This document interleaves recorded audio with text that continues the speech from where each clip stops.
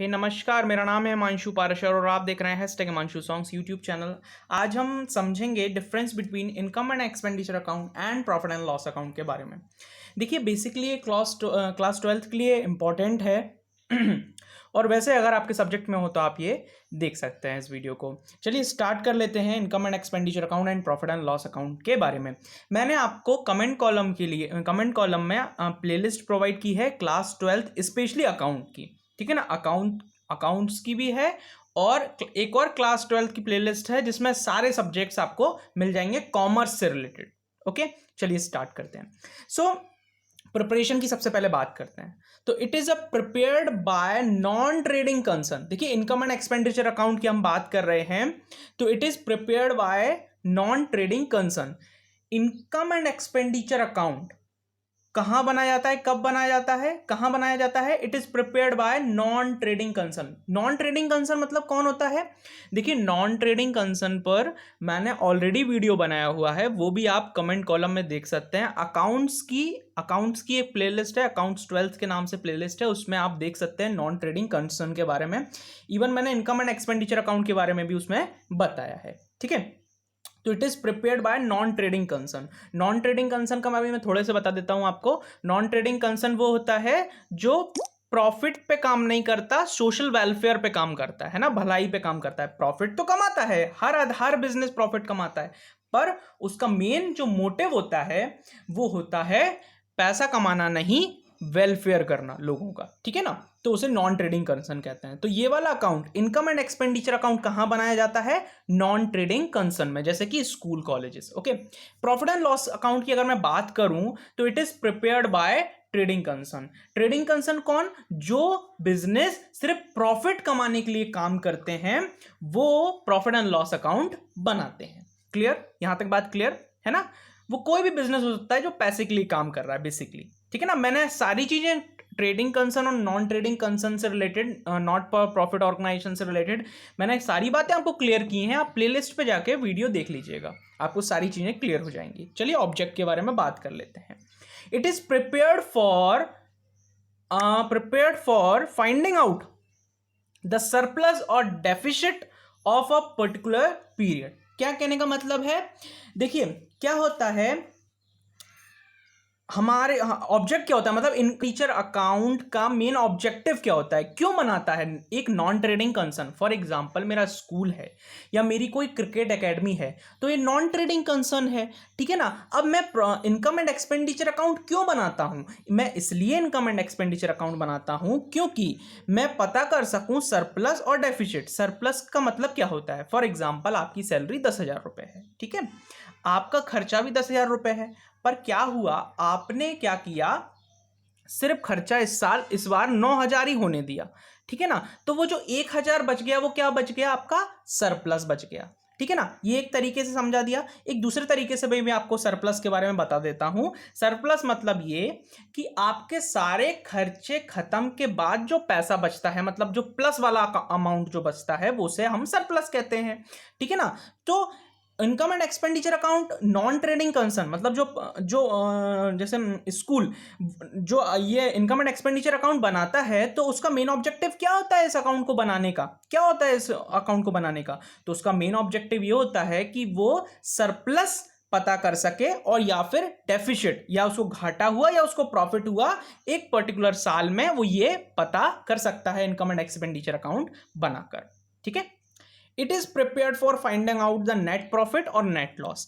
देखिए, एक बिजनेस में जब प्रॉफिट एंड लॉस अकाउंट बनाते हैं तो किस लिए बनाते होंगे, ये तो आप समझते हैं कि नेट प्रॉफिट और नेट लॉस देखने के लिए, जानने के लिए एक बिजनेस में प्रॉफिट एंड लॉस अकाउंट बनाया जाता है। तो ये था हमारा ऑब्जेक्ट। चलिए हम आगे बढ़ते हैं और क्रेडिट बैलेंस के बारे में देख लेते हैं। आई होप कि आप देखिए क्रेडिट बैलेंस में होता क्या है। देखिए, आप सब जानते हैं इनकम एंड एक्सपेंडिचर अकाउंट कैसा अकाउंट होता है। देखिए, मैं आपको बता देता हूँ इनकम एंड एक्सपेंडिचर अकाउंट कैसा अकाउंट होता है। आप सब जानते हैं income and expenditure account nominal account होता है, और नॉमिनल अकाउंट का रूल क्या कहता है? सारे एक्सपेंडिचर्स वो कहाँ आते हैं? डेबिट साइड, है ना। और सारी इनकम्स कहाँ आती हैं? Credit side. तो ये क्रेडिट बैलेंस के बारे में बात कर रहा है ना, मतलब इनकम के बारे में बात कर रहा है। तो देखिए the credit balance of this account is known as surplus, ठीक है, और excess of income over expenditure it is added to opening capital fund. देखिए क्रेडिट बैलेंस को हम और क्या बोल सकते हैं, सरप्लस, है ना। अब सुनिएगा, यदि हमारी इनकम ज्यादा हुई, इनकम एंड एक्सपेंडिचर हमने अकाउंट बनाया, सुनिएगा, इनकम एंड एक्सपेंडिचर अकाउंट हमने बनाया, ठीक है, हमारी इनकम ज्यादा हुई मतलब क्रेडिट बैलेंस हमारा ज्यादा आया, ठीक है ना, तो उससे क्या होगा, ओवर एक्सपेंडिचर, किससे, एक्सपेंडिचर से, मतलब हमारे खर्चे से ज्यादा आया हमारी क्या, इनकम, तो वो it is added to opening capital fund, तो वो जो पैसा होगा हमारा वो कहाँ ट्रांसफर हो जाएगा या फिर कहाँ प्लस हो जाएगा, ओपनिंग कैपिटल फंड में। क्लियर है ना। ऐसे ही प्रॉफिट एंड लॉस अकाउंट, तो प्रॉफिट एंड लॉस अकाउंट का रूल क्या होता है ना, जैसे हम अकाउंटिंग रूल कहते हैं, तो अकाउंट्स रूल जो होता है वो नॉमिनल अकाउंट होता है, मतलब किस नेचर का होता है, profit and loss account nominal nature का ही होता है, ठीक है ना। तो यहाँ पे credit balance, the credit balance of this account, तो इसका जो क्रेडिट बैलेंस होता है इस अकाउंट का is known as net profit, it is added to capital, है ना। तो ये भी क्या बताता है, क्रेडिट बैलेंस में प्रॉफिट बताता है, और वो प्रॉफिट जो होता है वो कहाँ जाके प्लस हो जाता है, कैपिटल में जाके प्लस हो जाता है। क्लियर है ना, यहां तक बात आपको क्लियर होगी, ठीक है। आगे बढ़ते हैं अब हम डेबिट बैलेंस के बारे में बात करते हैं, ठीक है। डेबिट बैलेंस में क्या होता है, the debit balance of this account is known as deficit, deficit मतलब घाटा, है ना, डेफिसिट और एक्सेस ऑफ एक्सपेंसेस।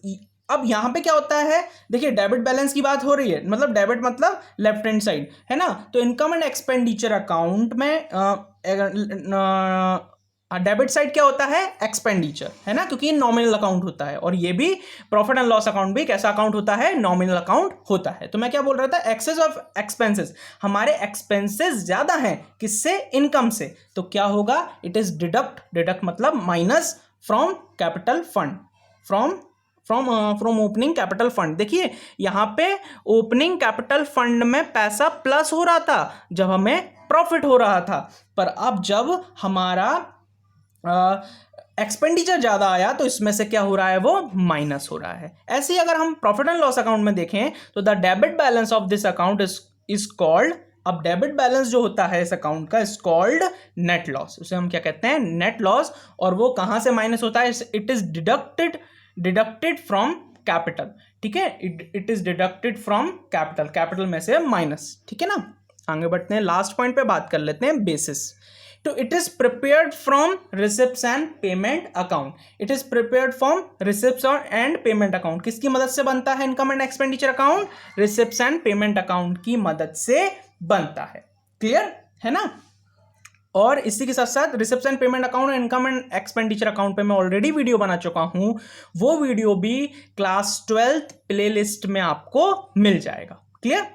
और it is prepared from trial balance, और प्रॉफिट एंड लॉस अकाउंट किसकी मदद से बनता है, it is prepared from trial balance. Clear. तो ये थे हमारा difference between income and expenditure account and profit and loss account. अब मैं आपको एक बात बताना चाहता हूं, वो बात क्या है, वो बात ये है कि आप थ्योरी तो पढ़ ही रहे हैं पर इसको प्रैक्टिकल में भी यूज करें, मतलब अपनी रियल लाइफ में भी आप अकाउंटिंग वर्क करें, जिससे आपकी स्किल इंप्रूव होगी, और यदि आपकी स्किल इंप्रूव होगी तो आपको आगे करियर बनाने में फ़ायदा होगा, आपको बेनिफिट मिलेगा, सिर्फ थ्योरी ना पढ़ें, है ना।